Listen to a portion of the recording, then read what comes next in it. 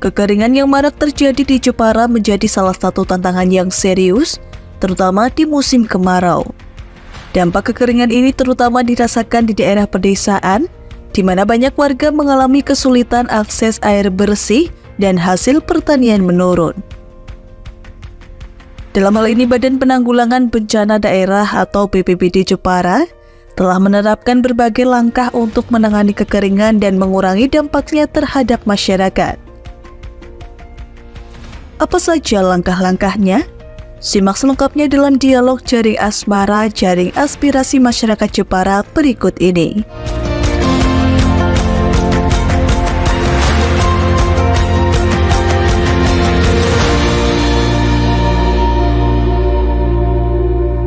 Pemirsa, musim kemarau yang melanda berkepanjangan di Kabupaten Jepara menyebabkan dampak yang signifikan terhadap kekeringan hingga krisis air bagi masyarakat Kabupaten Jepara.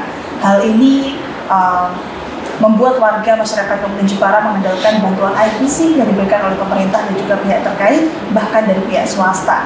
Dalam kesempatan kali ini dalam Jaring Asmara, Jaring Aspirasi Masyarakat, saya Gabus Natnapi akan berdialog dengan narasumber yang sudah hadir di sebelah kiri saya dan akan membahas permasalahan tersebut.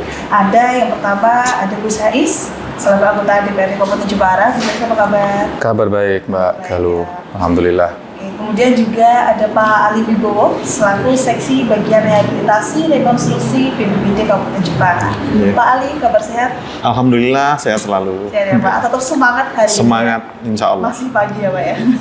Oke, terkait permasalahan kekeringan bahkan krisis air di Kabupaten Jepara yang mungkin ini secara permasalahan ini terus berkelanjutan seperti itu ya Pak ya. Apalagi di musim kemarau yang memang di Jepara ini sudah beberapa bulan yang lalu ini dilanda kemarau yang begitu hebat seperti itu ya. Nah, ini untuk krisis air di Kabupaten Jepara ini BPBD menanggapinya seperti apa? Untuk Badan Penanggulangan Bencana Daerah Kabupaten Jepara, kami menanggapi dan ada langkah-langkah konkret yang tentunya akan kami lakukan sebagai kontingensi ya, rencana operasi ya, itu. Jadi yang pertama yang kita siapkan dulu adalah SDM-nya. SDM dari mulai organik BPBD sendiri, dari sektor yang lain, dari jejaring kami, dari relawan harus kita siapkan terkait dengan penanganan jangka pendek masyarakat yang terdampak kekeringan dengan kegiatan dropping air bersih. Itu yang pertama. Kemudian yang kedua yang tidak kalah pentingnya adalah kesiapan dana ini. Ini Gus yang paling penting ya. Kita dari APBD alhamdulillah ada dana, enggak seberapa. Namun kami sangat mudah sekali belajar dari tahun-tahun yang lalu kita mengakses dana BTT, belanja tidak terduga, untuk kebutuhan pemenuhan penanganan bencana kekeringan untuk masyarakat Jepara. Kemudian untuk langkah-langkah yang secara konkret yang ketiga, yang tidak kalah pentingnya adalah sarana dan prasarana ini. Nah, ini. Alhamdulillah kita punya dua armada ya. Ya, walaupun sudah agak tua-tua tapi harus kita maksimalkan untuk dropping air bersih. Kemudian ada tandon blung ya. Tandon lebih dari 50 tandon ya. Itu untuk menunjang dropping air bersih kelangsungan penanganan bencana kekeringan di desa-desa. Jadi modelnya tandon itu kita kirim ke desa ya, biar mereka dapat mengakses air bersih semaksimal mungkin. Berbeda dengan rencana kontingensi banjir ya. Waktunya sebentar, 1-2 hari, paling lama 1 minggu. Selesai banjir sudah kita tinggal rencanakan rehabilitasi dan rekonstruksinya. Tapi kalau kekeringan ini modelnya kan begitu kita ada laporan kekeringan, paling tidak kita pergerakan ini sampai 4-5 bulan Gus. Nah 4-5 bulan, maka harus kita atur ya, ritme dropping, waktu dan sebagainya. Itu langkah-langkah konkret yang selama ini BPBD persiapkan untuk penanganan kekeringan. Kalau sebenarnya dari kekeringan ini penyebabnya apa sih Pak yang paling banyak? Kalau di Jepara banyak ke faktor meteorologis ya, atau bisa kita sebut dampak kemarau yang panjang. Ini mengakibatkan memang bahan baku dari air itu memang berkurang ya. Kemudian penyebab kekeringan itu yang selanjutnya simpanan air tanah kita yang kurang ya. Jadi mungkin ini akibat dari kelalaian warga masyarakat sendiri ya. Harusnya kita berpatokan pada bank 1 tanam 10. Nah, itu 1000. karena tebang nggak usah muluk-muluk Gus. Nah, kita tebang 1 tanam 10 saja, itu sudah bagus. Dengan sendirinya tanaman itu akan menyimpan air lebih banyak ya, untuk kehidupan anak cucu kita kelak. Untuk faktor penyebabnya itu mungkin ya. Ada 2 faktor. Iya, Intinya itu. tapi yang paling sering di Kabupaten Jepara itu memang dari meteorologi ya, dampak kemarau yang sangat panjang sekali. Akibatnya bahan baku air tentunya akan berkurang.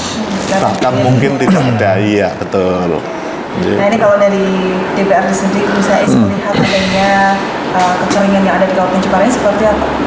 Ya, baik, terima kasih Mbak Galuh. Jadi tadi disampaikan Pak Moh Ali. Jadi kondisi meteorologis ya Pak, Iya. dan geografis di Jepara ini memang setiap tahun memang kita sulit untuk menghindari kekeringan. Namun ada yang memang saya lihat kekeringan yang cukup panjang, ada yang pendek. Kalau tahun ini mudah-mudahan kita tidak terlalu sampai ekstrim Pak ya kekeringan ini. Dengan saya melihat sudah ada mulai hujan yang datang dalam beberapa hari kemarin. Ini artinya mudah-mudahan kita bisa melewati itu tidak begitu lama, sehingga dalam mitigasi baik oleh pemerintah ini tidak terlalu kewalahan. Namun demikian saya yakin pemerintah Kabupaten Jepara melalui BPBD dan OPD-OPD terkait, kita sudah menyiapkan mitigasi termasuk pencegahan dan cara untuk mengatasi kekeringan tersebut. Salah satunya yaitu dengan anggaran yang ada di OPD terkait, yaitu di BPBD khususnya dan di OPD yang lain, dalam rangka untuk memberikan solusi ketika terdapat kekeringan. Ini harus ada solusi Pak yang memang jangka pendek dan juga jangka panjang terkait dengan kekeringan. Meskipun memang kekeringan ini kan tidak terjadi hanya di Kabupaten Jepara, tapi juga terdapat di kabupaten yang lain. Tapi tentu kita sudah punya data daerah mana saja yang rawan kekeringan dan mana yang tidak. Nah, yang menjadi rawan kekeringan ini harus ada perencanaan jangka pendek dan jangka panjang. Terlebih bahwa pemerintah ini kan punya RPJMD dan juga RPJM jangka panjang dan juga jangka pendek, rencana pembangunan jangka menengah dan juga jangka panjang. Ini harus termaktub dalam dokumen tersebut yang kemudian diwujudkan dalam kerja-kerja nyata oleh OPD terkait ya. Kalau anggaran ini relatif Pak ya, Pak Muali. Memang saat ini kondisi APBD kita ya tidak terlalu surplus ya, tapi tidak terlalu kurang, tapi ya saya anggap cukupan lah dibanding dengan APBD yang lain di kabupaten wilayah Jawa Tengah. Kita kategori menengah ya, cukup lah. Nah, hal ini artinya relatif apa? Dengan kemampuan APBD kita, OPD memang diminta atau bisa dikatakan memang dipaksa untuk memaksimalkan anggaran yang ada, betul ya Pak? Iya betul. Dengan keterbatasan sarana prasarana, dengan keterbatasan anggaran, bagaimana untuk bisa terus membantu masyarakat dalam hal kekeringan khususnya ini. Namun tadi disampaikan bahwa kita menyediakan dana cadangan itu seperti di BTT, biaya tidak terduga itu memang tidak banyak. Dalam semakin kesini semakin agak berkurang. Kalau nggak salah ini hanya sekitar kurang lebih 5 miliaran Pak ya, ini kalau nggak salah di tahun ini. Ini bisa untuk dicairkan ketika mana ada kedaruratan kebencanaan yang ada di Kabupaten Jepara. Bencana tidak harus kekeringan ya, karena kita antisipasinya kan banyak. Setelah kekeringan ya mudah-mudahan kalau musim hujan ini kan ada rawan banjiran, kita harus kan savingnya di beberapa momen itu. Kemudian apalagi di momen-momen yang lain ini, termasuk di jelang lebaran ini butuh sembako masyarakat. Nah, itu biasanya kita tentatifnya melalui biaya tidak terduga, dan BTT itu selalu kami sediakan, kita sahkan di DPRD sesuai dengan persentase kemampuan keuangan daerah itu sendiri gitu Pak. Artinya memang harus pintar-pintar mengelola dana BPT juga dia. Betul, ya? betul Pak. Karena banyak yang harus dipikirkan seperti itu. Ya. Berarti sejauh ini sudah ada koordinasi antara DPRD dengan pemerintah Kabupaten Jepara dan juga pihak-pihak lainnya terkait penanganan kekeringan ini. Ya, baik, koordinasi selalu kita laksanakan karena DPRD ini bagian daripada unsur penyelenggara pemerintah. Kita sama-sama sebagai unsur, kita punya 4 komisi di sini. Ada komisi A, B, C, D. Kalau kaitannya dengan kebencanaan ini sangat erat kaitannya di komisi D, juga ada di komisi C, ada juga sedikit ada di komisi B ya, terkait dengan kebencanaan ini.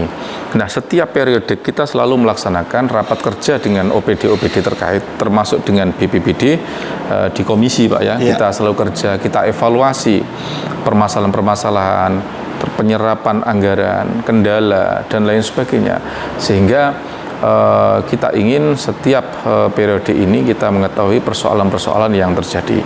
Meskipun memang soal kekeringan yang baru saja terjadi ini kita belum ada secara formal melaksanakan rapat kerja dengan OPD, mengingat bahwa DPRD baru dilantik kemarin dan ini kita belum terbentuk komisi Mbak. Kita belum terbentuk komisi dan badan, AKD belum, jadi DPRD ini masih baru kemarin paripurna pembentukan fraksi. Baru nanti setelah pembentukan fraksi kita mau pelantikan definitif pimpinan DPRD dan juga penyusunan AKD. Setelah itu baru kemudian kita bisa untuk melanjutkan tugas kita kedaerahan bersama OPD terkait.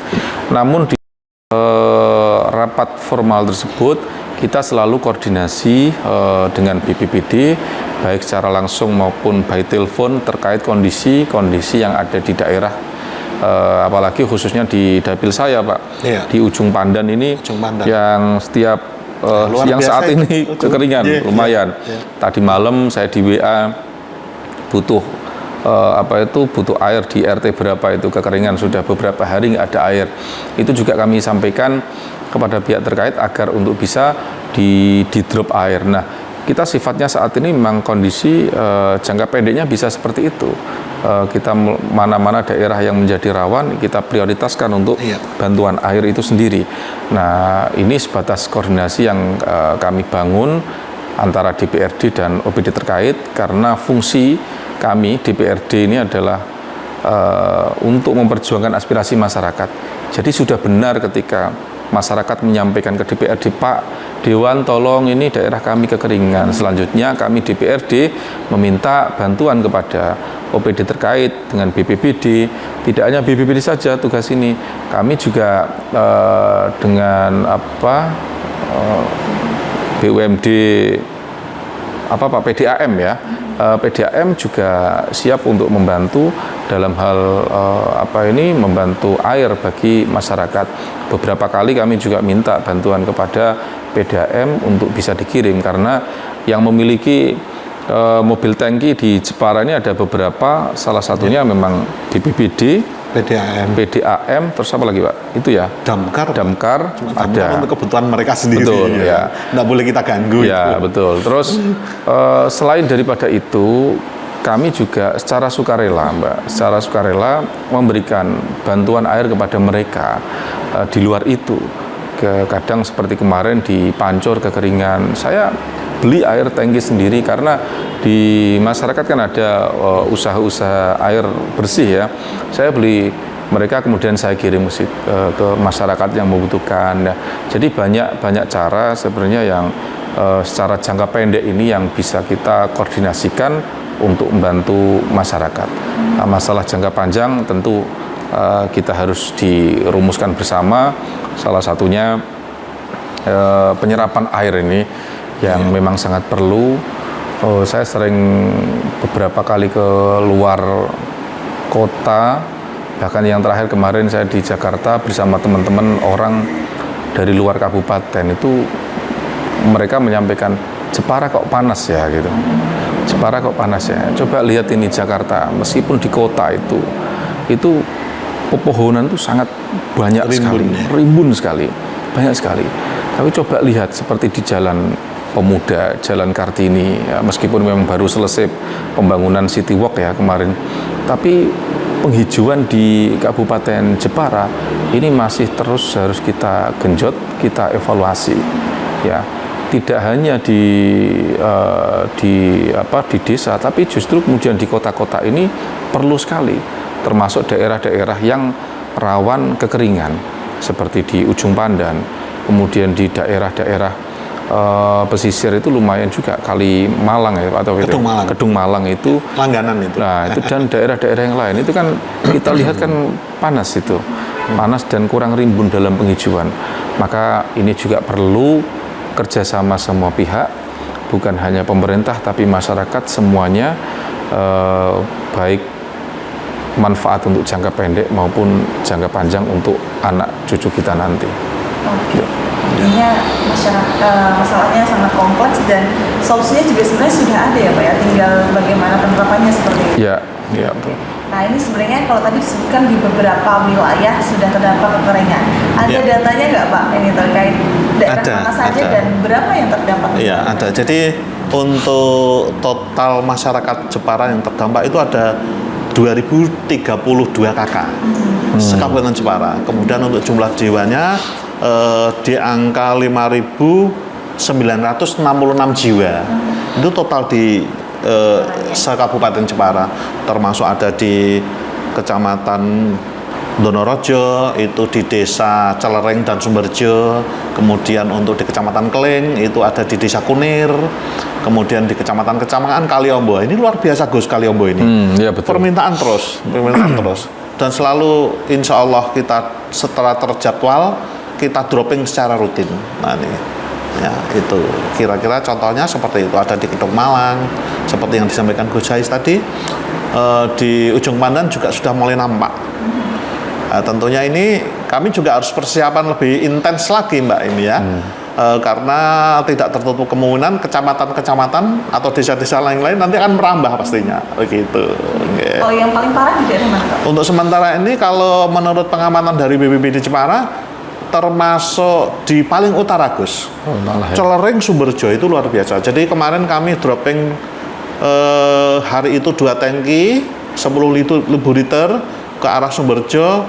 Mereka masih protes ya, kita asesmen ulang untuk itu. Oke, jumlah warganya berapa, jumlah kakaknya berapa, tapi memang ternyata memang banyak yang membutuhkan. Akhirnya kita tambah. Padahal pegunungan itu iya, termasuk pegunungan di atas itu kita tambah. Jadi tidak hanya 1-2 tangki tapi 3 tangki. Sekali kirim kita tangki, itu terjadwal 1 minggu 2 kali. Nah, udah sering ke sana kita ini. Nah, alhamdulillah kebetulan hari ini Kamis ini ada di Celereng dan Donorojo kita. Teman-teman kita bergerak dropping ke sana ini. Nah, itu. Proses Iya. di sana ya Pak ya. Ya, kemudian yang agak lumayan lagi Kaliombo. Ya, Kaliombo ini terus selalu minta ini. Nah, ini alhamdulillah kita juga secara jangka pendek penanganan mau tidak mau karena memang itu kebutuhan dasar ya Gus ya, kebutuhan pokok ya, apalagi untuk ibadah, untuk wudu dan sebagainya harus kita penuhi. Dan alhamdulillah terjadwal juga secara rutin untuk di Desa Kaliombo. Ya. Artinya yang terdampak lumayan banyak ya Pak ya. Betul, iya. Dan orang juga cukup Iya. banyak. Tadi bahkan di pegunungan juga Betul, juga kekeringan. Padahal kalau kita berpikirnya pegunungan itu pasti kan asri seperti itu, banyak air ya Pak. Tapi ternyata di Kabupaten Jepara. Iya, karena secara daerah sana itu memang pegunungannya pegunungan padas ya. Kapur, pegunungan kapur. Jadi mungkin itu langganan itu. Setiap tahunnya ya. Iya. Nah, ini kan yang saya penasaran ini cara dari dropping airnya sebenarnya masyarakat yang minta atau dari BPBD yang memang sudah menguploadkan. Tapi tahan dulu Pak, kita akan jeda sejenak. Tetap bersama kami di Jaring Asmara, Jaring Aspirasi Masyarakat Jepara. Iya.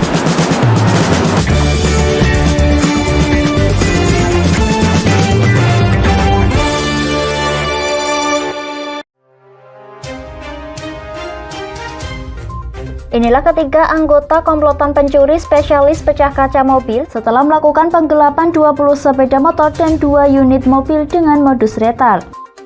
merangkum semua peristiwa sebagai berita yang penuh fakta. Bersama Puji Lestari, saksikan Jateng hari ini setiap Senin hingga Sabtu jam 4 sore hanya di Lingkar TV.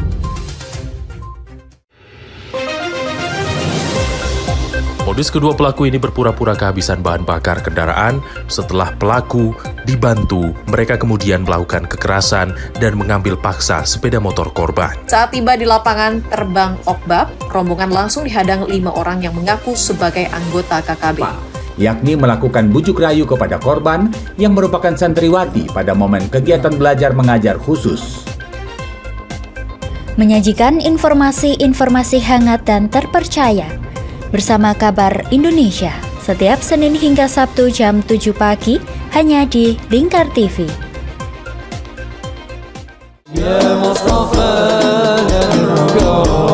Sirami rohani dengan majelis-majelis penyejuk hati, sajian tayangan hiburan dengan lagu-lagu Islami dan dakwah.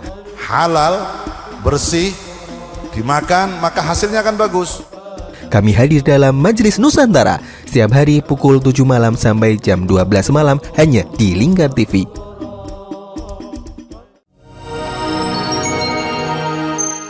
Selain si retinol ini, kalau itu ngomongin retinol apa sih dok sebenarnya retinol itu?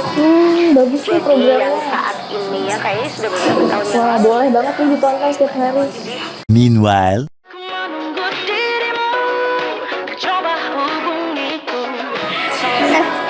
Kamu lagi nonton apa sih dari tadi kok apem-apem mulu? Ini loh lagi nonton program Cantik Sehat di Lingkar TV. Bagus banget sih programnya. Oh ada ya program kayak gitu? Ada loh di programnya di Lingkar TV. Kau udah tahu kan Lingkar TV? Belum. Kan belum tahu Lingkar TV. Lingkar TV itu TV digital streaming online yang sudah mengantongi izin PSE dari Kominfo dan bisa diakses di HP kalian mestinya. Oh iya? Iya, bagus loh. Coba di-download sekarang.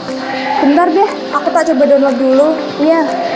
Selain program Cantik Sehat, kalian juga bisa menonton program lainnya di Lingkar TV dan bisa ditonton kapanpun dan dimanapun kalian berada loh. Gimana, udah bisa? Udah nih, punyaku udah bisa. Punyaku juga udah nih. Wah ya, bagus dong kalau udah download semuanya. Tunggu apa lagi? Sekarang giliran kamu download aplikasi Lingkar TV di Play Store.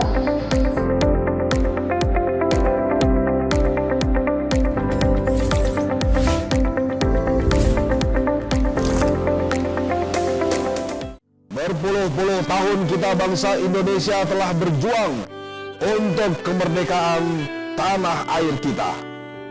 mengupas sejarah Indonesia yang penuh makna. Merdeka atau mati. Berbagai informasi sejarah yang ada di Indonesia, sejarah tradisional warisan bangsa. Semua terangkum dalam Aku Indonesia, setiap Senin sampai Sabtu jam 7 sampai jam 11 siang, hanya di Lingkar TV.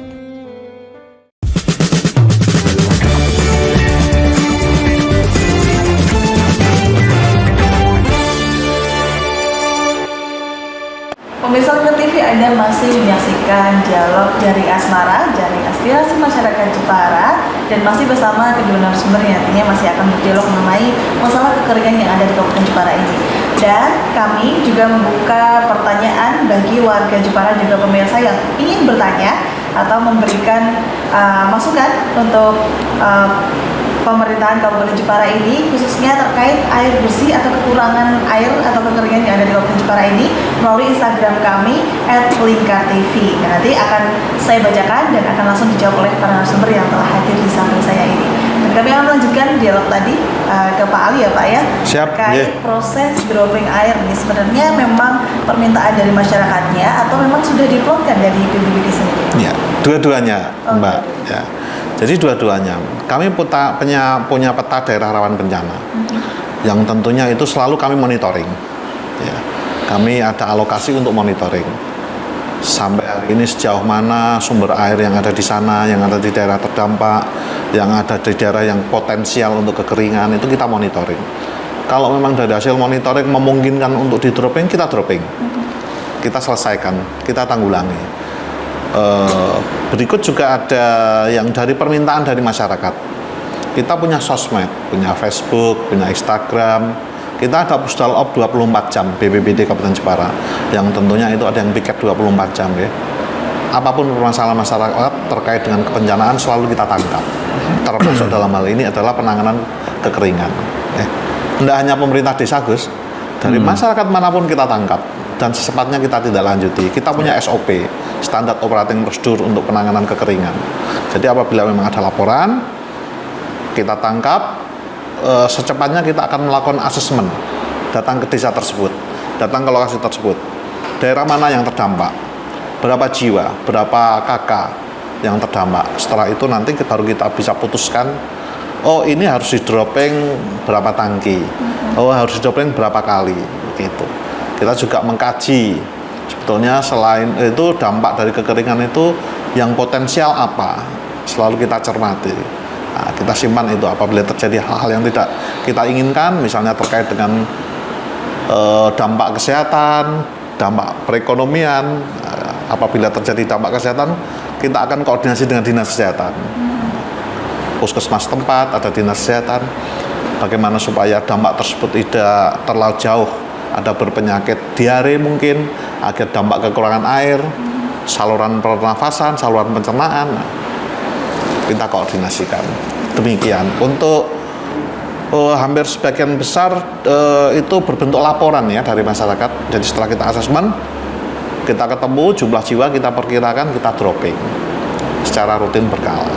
Nah, itu cara kita menyelesaikan bencana kekeringan dengan jangka pendeknya begitu.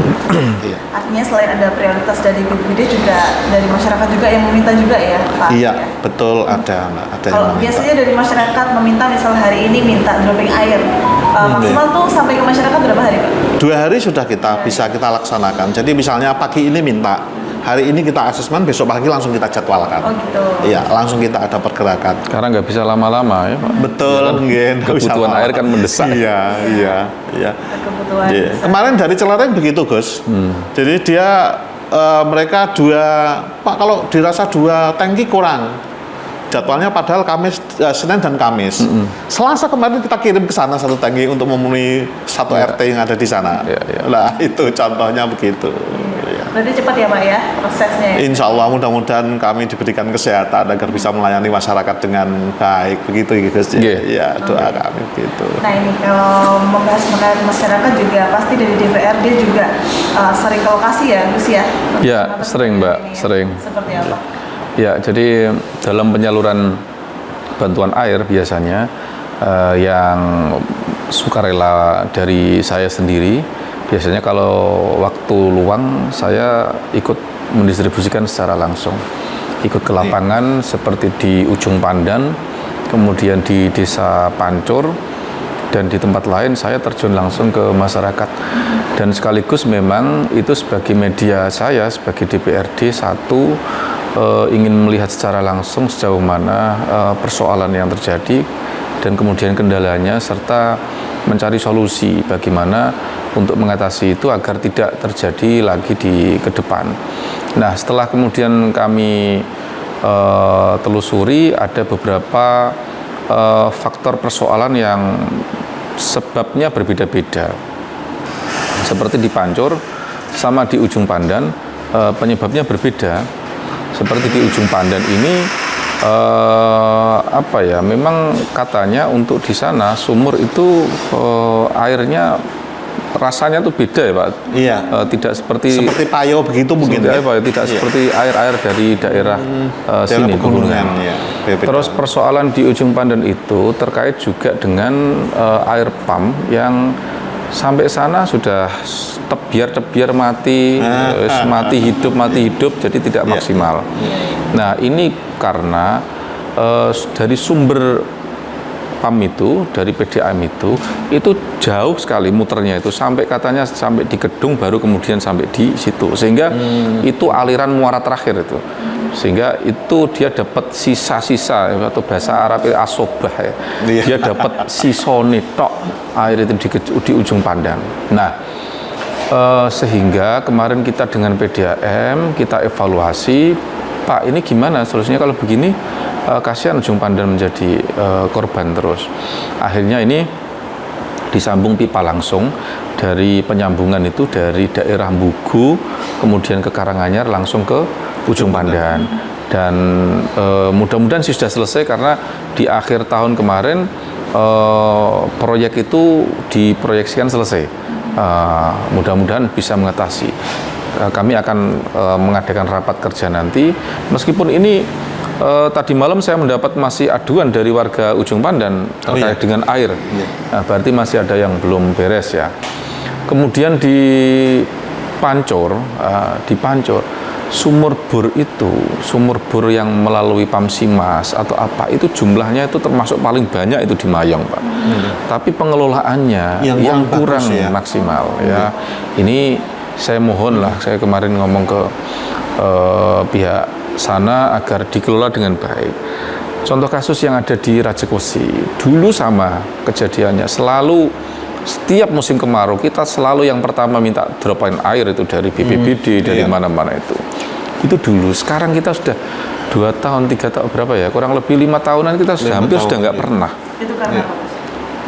Kita fasilitasi masyarakat itu dengan namanya Pamsimas. Kita buatkan sumur bor, satu sumur untuk bisa untuk berapa ratus rumah, untuk satu dukuh katakanlah. Sehingga ini di Rajakwesi sudah ada 3 titik sumur yang didistribusikan ke masyarakat. Masyarakat sekarang dulu biasanya sumur kalau musim kering gini, sumur dalamnya itu sampai berapa belasan meter itu. Kadang sudah habis airnya. Sekarang mereka sudah terdistribusi air pam di rumahnya, sudah tinggalkan per bulan dia bayarnya murah, hanya kurang lebih ya 5.000, 7.000 sesuai 10.000 sesuai dengan kebutuhan mereka, penggunaan mereka. Ini selesai masalah. Nah, harapan kami di desa-desa lain sama dikelola itu dengan baik, dengan catatan ya bahwa sumur bor ini kan juga erat kaitannya dengan simpanan air di dalam. Jadi penghijauan itu juga harus digalakkan di beberapa daerah, termasuk di wilayah lain. Saya kira di daerah Celereng, Donorojo, menurut saya dibuat sistem seperti di desa Rajakwesi luar biasa bagus itu. Ya, bagus. Jadi saya juga menyarankan kepada teman-teman DPR ini untuk menyalurkan menyaring aspirasi masyarakat itu. Persoalan itu bukan hanya soal jalan ya, bukan hanya soal jalan, bukan hanya soal pendidikan, tapi soal air ini pokok ya, pokok nggak bisa ditawar ya Pak. Ini pokok nggak bisa ditawar. Jadi DPR saya minta juga bisa untuk membantu mencarikan solusi terkait dengan ini dengan memperjuangkan program-program untuk air itu sendiri. Dan saya kira pemerintah sangat terbuka dengan itu untuk bisa merealisasikannya. Itu termasuk yang di Nalom Sari Pak, saya kan ada masyarakat Gemiring Kidul itu yang sawahnya kekeringan juga. Saya buatkan sumur di sana itu di tengah sawah di Gemiring Kidul, dan alhamdulillah bisa bermanfaat dalam kondisi emergensi ya, emergensi. Artinya sistem yang sudah terbangun dengan baik ini seharusnya bisa diadopsi dengan di wilayah lain juga ya Gus ya? Ya, saya kira begitu. Dan ada ini kan pengelola sumur yang desa itu, masyarakat itu ada asosiasinya juga se-Kabupaten Jepara itu untuk bisa untuk meningkatkan mereka dan mengurangi tugas dari BPBD nantinya. Menambahkan sedikit Gus, terkait dengan program nasional Pamsimas, itu sebetulnya di kecamatan seluruh Kabupaten Jepara sudah ada semua, tapi memang berbeda-beda ya, karakter pengelolaannya, dan realnya memang banyak juga yang macet itu. Pengelolaan. Kalau memang bila perlu seperti yang di Rajakwesi itu perlu dicontoh memang itu, kalau memang sampai sekarang masih berfungsi dengan baik dan realnya memang dibutuhkan masyarakat. Itu di daerah pesisir juga banyak Pamsimas, tapi kalau menurut pengamatan kami banyak juga yang nggak aktif lah, istilahnya begitu. Kembali lagi ke kesadaran masyarakatnya ya Pak. Betul, pengelolaan dari air seperti apa gitu. Nah ini kalau misalnya tadi kan membahas mengenai keseimbangan dari penggunaan air yang di dalam tanah dan juga penanaman pohon. Nah sejauh ini dari BPBD sendiri untuk mensosialisasikan hal tersebut seperti apa Pak?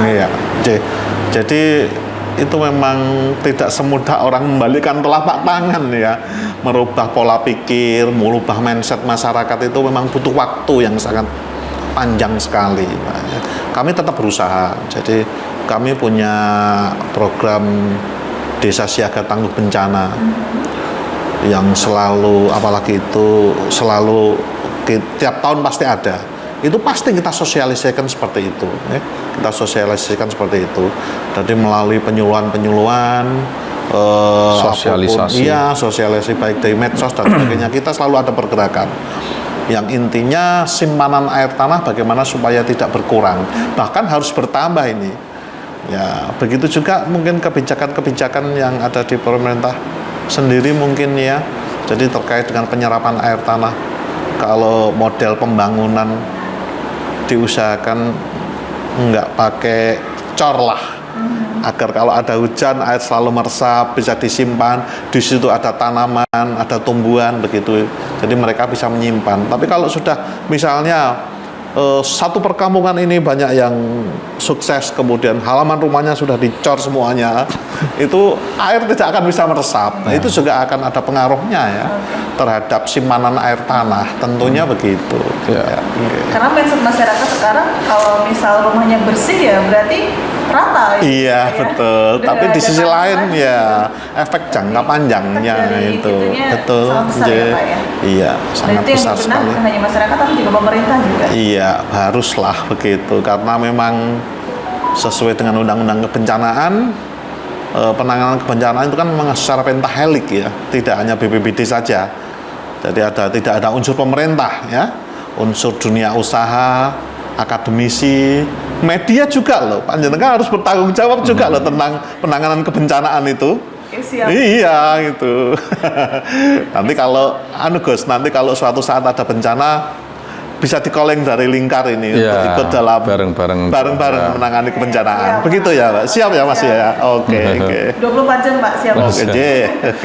Menambahkan Mbak, jadi dalam rangka sosialisasi masyarakat juga saya itu menggandeng BPBD sejak tahun kemarin. Kita keliling desa Pak ya. Betul. Saya itu keliling sampai berapa Pak? 16 desa kalau nggak salah. Iya, 16 desa, ya. Bahkan lebih itu kita di wilayah bareng, ya. Di wilayah dapil saya. Ya. Kita sosialisasi ke balai desa, kita undang perangkat, tokoh agama, tokoh masyarakat, edukasi tentang kebencanaan dan mengantisipasi.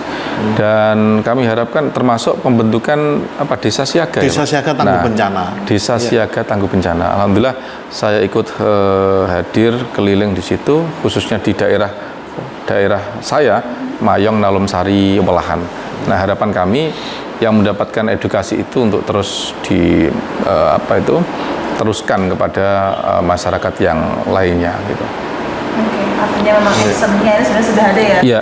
Ya. Sudah ada sosialisasi dan juga himbauan kepada masyarakat. Tinggal bagaimana masyarakat ini bisa menerima sosialisasi itu, himbauan itu gitu ya. Iya. Karena untuk merubah mindset seseorang juga lumayan sulit ya. Nah ini kalau dari DPRD sendiri untuk memastikan bahwa penggunaan air tanah dan sumber daya air yang lainnya ini diatur secara adil dan berkelanjutan. Tadi juga dari pembangunan sendiri agar mungkin tidak semuanya cor atau seperti apa nih, seperti apa misalnya? Ya baik, sesuai dengan tugas DPR ini memang ada fungsi legislasi ya, fungsi legislasi terkait dengan penggunaan air. Memang jika diperlukan untuk penyesuaian peraturan daerah, kita memang harus untuk menggodoknya, untuk mengkaji sehingga persoalan air ini bisa dikelola dengan sebaik-baiknya oleh masyarakat, termasuk sekarang kan banyak eksploitasi air oleh oknum-oknum masyarakat yang mungkin hanya sesaat demi kepentingan pribadi semata tanpa mempertimbangkan aspek kemandaratan yang lain. Ini juga harus dikelola. Dalam rapat kerja kami kemarin di Badan Anggaran sudah kami singgung dengan OPD terkait adanya eksploitasi air di beberapa wilayah. Ini harus dicek karena harus memenuhi standar izin kan gitu Pak. Iya betul. Harus memenuhi standar izin dan termasuk pendapatan pajaknya kepada daerah selama ini yang saya lihat masih ada banyak di Jepara yang masih bebas di sana. Ini tentu yang menjadikan masyarakat terdampak, meskipun tidak bisa dibuktikan secara langsung, tapi secara tidak langsung ini juga bagian daripada sebab tersebut. Sehingga kami harapkan ini menjadi keseriusan bersama, termasuk DPRD ini dalam rangka untuk pengelolaan energi termasuk sumber daya air di Kabupaten Jepara. Oke, artinya memang diupayakan untuk mengatur itu semua ya, Gus ya? Ya. Tetap seimbang semua. Termasuk di perusahaan, Mbak. Nah, dengan banyaknya perusahaan di Kabupaten Jepara, bayangkan itu satu perusahaan dengan karyawan 15.000 itu, airnya dan lain sebagainya. Ini memang harus ada penataan yang lebih baik ya, sehingga ada simbiosis yang baik, mereka terpenuhi, tapi pemerintah juga mendapatkan benefitnya. Masyarakat sekitar juga tidak terjadi dampak gitu. Kemarin kita wacanakan termasuk di perusahaan-perusahaan harus ada kewajiban sebenarnya untuk dalam hal pengelolaan air itu melalui pihak ketiga, misal dengan dikelola dengan baik. Selama ini kan mereka masih bebas untuk dengan sendirinya. Kita juga tidak tahu, air tanah dengan sendirinya kita tidak tahu dalamnya bagaimana. Nah ini yang mungkin kita godok, kita wacanakan melalui perda nanti barangkali. Eksplorasi air tanah mereka ya? Iya, betul. Kalau memenuhi tenaga kerja sekian ribu, di tempat itu mereka harus mengebor sekian, nah itu cadangan-cadangan air kita memang harus seimbang betul. Karena jika menggunakan air tanah yang berlebihan, permukaan tanah juga tentunya juga kalau bahan baku berkurang, tentunya selambat laun produksinya juga akan berkurang tentunya, kan begitu. Nah, setelah ini kami akan membacakan pertanyaan dari sosial media. Siap. Nanti siap untuk menjawab ya. Oke, nah tapi kita jeda terlebih dahulu, tetap bersama kami dalam Dialog Jaring Asmara dan Aspirasi Masyarakat Jepara.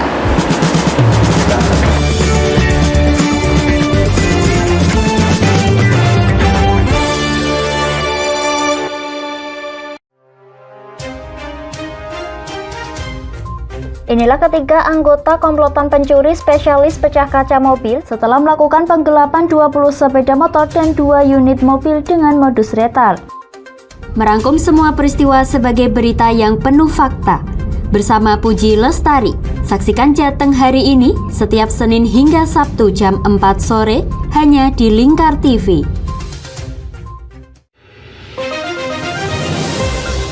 Modus kedua pelaku ini berpura-pura kehabisan bahan bakar kendaraan.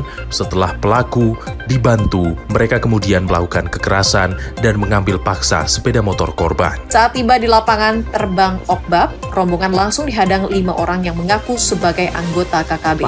Yakni melakukan bujuk rayu kepada korban yang merupakan santriwati pada momen kegiatan belajar mengajar khusus. Menyajikan informasi-informasi hangat dan terpercaya bersama Kabar Indonesia setiap Senin hingga Sabtu jam 7 pagi hanya di Lingkar TV.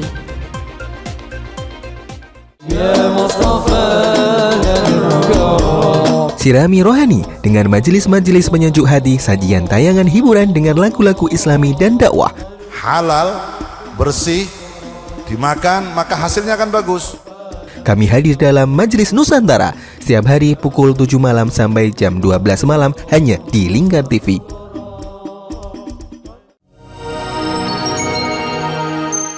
Selain si retinol ini, kalau gitu ngomongin retinol, apa sih dok sebenarnya retinol itu? Bagus nih programnya. Yang saat ini ya kayaknya sudah beberapa tahun. Wah, boleh banget nih ditonton setiap hari. Meanwhile,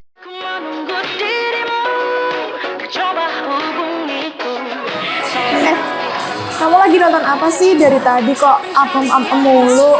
Ini loh lagi nonton program Cantik Sehat di Lingkar TV. Bagus banget nih programnya. Oh ada ya program kayak gitu? Ada loh di programnya di Lingkar TV. Kamu udah tahu kan Lingkar TV? Belum. Kan belum tahu Lingkar TV. Lingkar TV itu TV digital streaming online yang sudah mengantongi izin PSE dari Kominfo dan bisa diakses di HP kalian mestinya. Oh iya? Iya, bagus loh. Coba di-download sekarang. Bentar deh, aku tak coba download dulu. Iya. Selain program Cantik Sehat, kalian juga bisa menonton program lainnya di Lingkar TV dan bisa ditonton kapanpun dan dimanapun kalian berada loh. Gimana, udah bisa? Udah nih, punya aku udah bisa. Punya aku juga udah nih. Wah ya, bagus dong kalau udah download semuanya. Tunggu apa lagi? Sekarang giliran kamu Download aplikasi Lingkar TV di Play Store.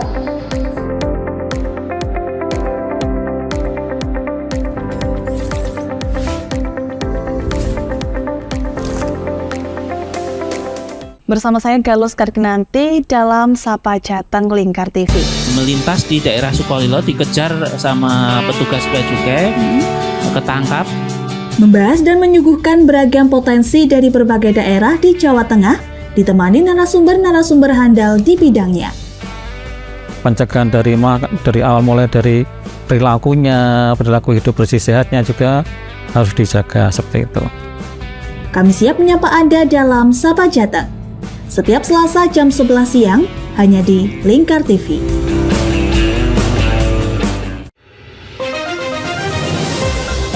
Modus kedua pelaku ini berpura-pura kehabisan bahan bakar kendaraan. Setelah pelaku dibantu, mereka kemudian melakukan kekerasan dan mengambil paksa sepeda motor korban. Saat tiba di lapangan terbang Okbab, rombongan langsung dihadang 5 orang yang mengaku sebagai anggota KKB. Yakni melakukan bujuk rayu kepada korban yang merupakan santriwati pada momen kegiatan belajar mengajar khusus. Menyajikan informasi-informasi hangat dan terpercaya bersama Kabar Indonesia setiap Senin hingga Sabtu jam 7 pagi hanya di Lingkar TV.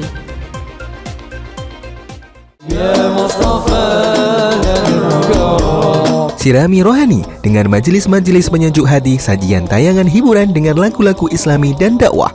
Halal, bersih, dimakan maka hasilnya akan bagus. Kami hadir dalam Majelis Nusantara setiap hari pukul 7 malam sampai jam 12 malam hanya di Lingkar TV. Berpuluh-puluh tahun kita bangsa Indonesia telah berjuang untuk kemerdekaan tanah air kita. Mengupas sejarah Indonesia yang penuh makna. Merdeka atau mati. Berbagai informasi sejarah yang ada di Indonesia, sejarah tradisional warisan bangsa. Semua terangkum dalam Aku Indonesia, setiap Senin sampai Sabtu jam 7 sampai jam 11 siang, hanya di Lingkar TV.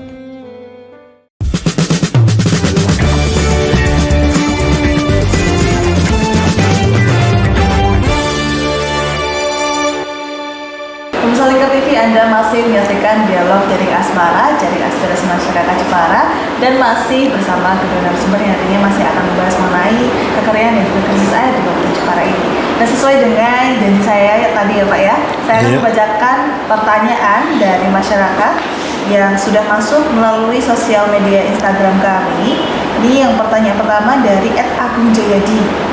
Ini Mas Agung mau bertanya Pak, ada tidak Pak sekiranya bantuan dari pemerintah yang telah disiapkan bagi kami warga yang terdampak krisis air yang sifatnya itu berkelanjutan, bukan hanya bantuan air bersih dalam bentuk tangki satu kali pemberian. Dan pertanyaan yang kedua, ini ada pertanyaan dari @fatih_hyy. Pak, Donorejo untuk penyaluran air bersihnya seperti apa? Kemudian yang terakhir dari Lina Marlina, kalau mau minta bantuan air bersih itu caranya gimana ya Pak? Mungkin langsung dijawab saja.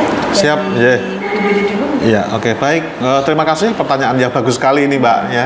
Jadi memang masyarakat Jepara secara luas memang perlu sekali mengetahui mungkin dari standar operating prosedur kami di dalam penanganan bencana kekeringan ini terkait dengan itu. Baik, untuk yang pertanyaan yang pertama tadi, monggo silakan ya dari masyarakat yang mau meminta langsung kepada kami ya, melalui handphone Pusdalop WA 24 jam atau bahkan melalui saya juga bisa, mungkin lewat Gozais bisa ya Gus ya. Nanti tentunya akan sampai ke kami ya. Seperti yang saya jelaskan di depan. Jadi setelah laporan itu masuk kita, ada permintaan, segera kita asesmen.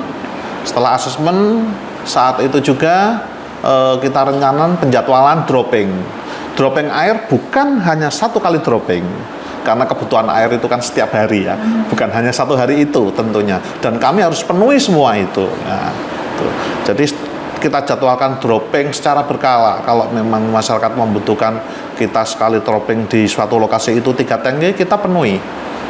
Itu pun tidak hanya 1-2 kali, secara berkelanjutan, tetap terjadwal terus rutin. Nah, sampai dengan bencana kekeringan ini berakhir, tentunya sampai dengan turun hujan. Nah, itu, ya, alhamdulillah untuk dukungan dana insya Allah lah dari kami, dari APBD ada, dari kemudian belanja tak terduga juga ada. Yang perlu kami sampaikan dari komunikasi dengan BPBD provinsi maupun BPBD yang pusat pun ada dana untuk kebutuhan tersebut. Kemarin kami baru saja terima peralatan-peralatan untuk kebencanaan kekeringan dan kebakaran hutan. Ada water pump, kemudian ingin baru proses pengiriman ada 20 tangki, 20 tandon yang tentunya itu nanti akan kami bagi ke masyarakat yang terdampak agar mereka merasa aman, nyaman, kebutuhan airnya terpenuhi. Nah, itu. Okay. Ya, sudah jangan khawatir lagi kalau masalah butuh air bersih, tinggal BPBD atau lewat BPRD. Ini CSR juga, Gus. Banyak sekali yang masuk ke kami. Pak, mohon maaf ini ada mau mendonasikan kami kekeringan, siap. Kita senang sekali kalau ada CSR masuk. Ya, kita senang sekali. Banyak dari organisasi profesi, ada banyak sekali. Kemudian ada dari lembaga-lembaga atau organisasi kemanusiaan, dari perusahaan, kita tangkap. Kita koordinasi agar penjadwalan dropping itu artinya tidak muspro, tidak tumpuk-tumpuk begitu. Jadi hari ini yang dropping BPBD, besok LSM ini, CSR ini, CSR itu, ya muter sekabupaten. Banyak juga itu, dan alhamdulillah kami senang sekali masyarakat yang tidak terdampak itu juga ikut ambil bagian. Mereka merasa memang kebutuhan air itu sangat penting ya, jadi mereka donasikan untuk warga saudara mereka yang terdampak di Jepara begitu. Artinya nanti kalau misalnya ada masyarakat yang ingin dropping air nih, boleh saya cantumkan informasi dari hotline-nya ya Pak ya? Boleh, silahkan. Iya, silahkan. Ya, langsung bisa dihubungi oleh masyarakat. Iya, betul, silahkan. Kita terbuka. Iya. Berarti kan ada pertanyaan dari Donor Rejo, penyaluran airnya seperti apa Pak? Oh iya, ya. Untuk sementara memang terdampak yang cukup luas, yang cukup signifikan memang Kecamatan Donorejo, khususnya di Desa Sumberjo dan Celering. Ya, itu kita dropping, sudah mulai kita dropping sejak pertengahan Agustus kemarin. Rutin seminggu 2 kali dropping. Sekali dropping untuk Sumberjo 15.000 liter, untuk Celering 10.000 liter. Itu selalu kita pantau terus. Kalau memang perlu ada peningkatan daerah terdampak di desa tersebut, kita tambah juga, kita tambah juga. Nah, itu selalu berkelanjutan. Harapan kami juga, kami nggak harus dari kita yang memonitoring maupun mengevaluasi, Gus. Mungkin ada masyarakat yang seperti ini, kami sangat senang sekali. Jadi ini adalah suatu sudah model keterbukaan ya. Kita siap, ada permintaan, ada evaluasi terkait dengan penanganan bencana kekeringan. Insya Allah kita siap begitu. Tujuannya tidak lain, kita hanya memenuhi kebutuhan masyarakat begitu, Gus. Dari Bu Sais, menambahkan jawaban? Ya, menambahkan tentang program jangka panjang ya yang diharapkan itu, sebagaimana yang saya sampaikan tadi, kalau bantuan tangki air ini kan memang untuk sesaat saja dalam kondisi emergensi, tapi jangka panjangnya harus disusun oleh pemerintah. Dalam hal ini pihak desa juga kami harapkan untuk aktif juga. Pak Petinggi, saya mohon juga aktif. Kalau memang daerahnya itu terdapat kekeringan setiap tahunnya, tolong proposal-proposal yang disampaikan kepada pemerintah, kepada bupati, kepada DPR, bukan hanya soal jalan saja atau apa, tapi juga soal air ini, karena bagian inti sekali. Sehingga kami ini yang pemangku kebijakan di tingkat kabupaten, dalam hal ini saya katakanlah sebagai badan anggaran juga, yang setiap tahun menyusun anggaran dengan tim TAPD, tahu betul skala prioritas kebutuhan-kebutuhan di desa tersebut gitu. Kalau memang desa tersebut membutuhkan sarana air bersih, jangka panjangnya mau tidak mau ya itu termasuk pengadaan sumur bor itu tadi. Betul, pengadaan sumur bor kemudian dikelola oleh masyarakat, didistribusikan kepada masyarakat. Itu jangka panjangnya. Kemudian bantuan jangka panjang yang lain adalah penghijauan. Penghijauan melalui Dinas Lingkungan Hidup. Kita ada bantuan bibit, kemudian bantuan apa secara gratis. Ini juga saya minta kepada Dinas Lingkungan Hidup, bantuan-bantuan bibit itu bisa kemudian diserahkan kepada daerah-daerah yang rawan kekeringan, termasuk desa-desa kan sudah ada datanya itu, sehingga itu akan lebih tepat sasaran daripada secara gambling diberikan kepada yang mungkin kurang prioritas ya. Ini kami harapkan seperti itu, termasuk di Kaliombo ini masih perlu banyak penghijauan itu, Ujung Pandan dan lain sebagainya. Itu ini menurut saya termasuk bagian daripada solusi jangka panjang itu. Kalau lebih masif lagi sebenarnya jangka panjang termasuk adalah bendungan Pak sebenarnya itu. Iya, kita buat embung begitu ya. Iya, embung bendungan itu termasuk ya itu skala besar ya. Ini harus memang elit-elit ya yang lebih besar untuk dikomunikasikan ke pemerintah pusat. Tapi sudah ada di Jepara embung dulu waduk dulu sebenarnya sudah pernah ada wacana itu di wilayah Jepara, tapi nggak tahu ternyata tergeser di kabupaten lain. Ini waduk saya kira sudah diperlukan juga untuk di Jepara. Dan di era Presiden Pak Jokowi kemarin kan waduk banyak sekali di Indonesia. Kita belum kebagian, mudah-mudahan ke depan nanti masih ada kebagian. Memang perlu sekali. Jadi suatu contoh kita contohkan di Desa Gerdu, itu kan ada bong pes itu. Ya. Jadi ternyata PDAM di situ itu memang bahan bakunya dari situ. Itu untuk menyalurkan daerah Kaliombo, Gerdu sendiri, Tedunan, Karangaji, Kalianyar sampai dengan Kedung Malang. Tapi kalau kondisi seperti ini, memang bahan bakunya dari airnya sendiri tidak ada, otomatis ya produk dari PDAM juga tentunya akan berkurang. Nah, itu mungkin optimalisasi dari embung karet yang ada di itu perlu juga berlanjut. Bagaimana supaya kita menjaga agar bendungan tersebut airnya selalu melimpah walaupun musim kemarau begitu. Mungkin yang diminati oleh warga juga ya. Iya betul. Nah itu tadi jawaban dari ketiga pertanyaan yang sudah dijawab oleh para narasumber. Semoga terjawab dari pertanyaan para masyarakat yang sudah bertanya melalui Instagram kami. Dan yang terakhir nih para narasumber terkait harapan kedepannya agar kekeringan di Kabupaten Jepara ini tidak berkelanjutan dan semoga ke depan di tahun depan juga lebih bisa meminimalisir lah. Kalau tidak seperti itu, seperti apa ini? Kita mulai dari dulu. Oke, itu yang nomor satu adalah mitigasi kita yang paling penting ya, untuk bagaimana supaya kedepannya itu tidak terjadi kekeringan. Sebetulnya mudah dikatakan, tapi untuk dilaksanakannya yang sulit itu. Bisa kami sebutkan, kita jaga alam, alam jaga kita. Sederhana sekali bentuk katanya, namun untuk diaplikasikannya memang sulit. Seperti sampaikan yang di depan, mengubah perilaku masyarakat untuk tebang 1 tanam 10 ya, bagaimana tidak sembarangan mengeksplorasi sumber air dan sebagainya lah itu. Intinya kita jaga alam, alam akan jaga kita. Sederhana sekali, tapi memang sulit untuk diaplikasikan. Tapi kita tetap berusaha ke depan bagaimana supaya agar lebih baik terkait dengan penyediaan atau sumber air yang ada di Jepara ini. Begitu. Terima kasih Pak Ali. Jadi kalau di dalam Al-Quran sendiri kan sudah dinas ya telah terjadi tampak kerusakan di mana-mana itu diakibatkan memang oleh ulah manusia Jadi saya kira ini menjadi perhatian keras untuk kita semua. Setuju dengan Pak Mohali bahwa menjaga alam ini menjadi hal yang sangat penting bagi kita semua. Dengan itu maka ekosistem termasuk ketersediaan air bagi kita akan senantiasa terjaga.